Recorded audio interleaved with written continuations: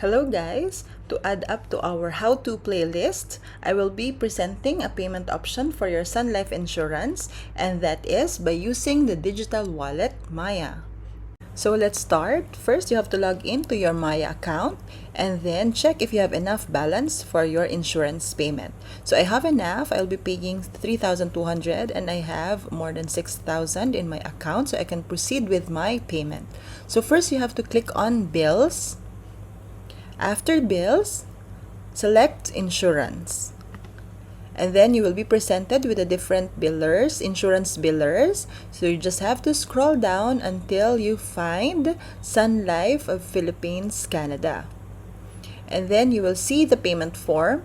You need to fill out the policy number, followed by the amount, and then the product type. If you drop this down, you will see traditional or VUL. And then the account name, and then click continue. So this is how I pay my Sun Life insurance. So I'll put the policy number first, and then I'll be paying 3,200. And the product type, this is a VUL, and I will encode my name. So press continue.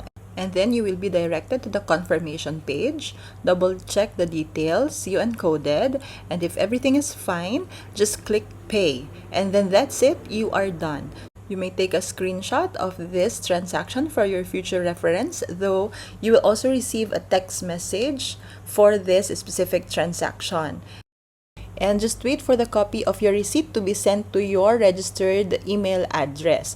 So I paid this on June 22 and I received the email confirmation and my receipt from Sun Life on June 24th. So that's it. Very easy and very convenient way to pay your Sun Life insurance.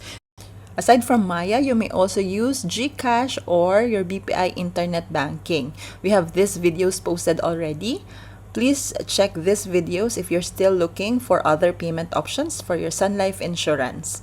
Okay, that's it. Thank you very much for watching. Please support our channel. Please like and subscribe. Thank you. Bye.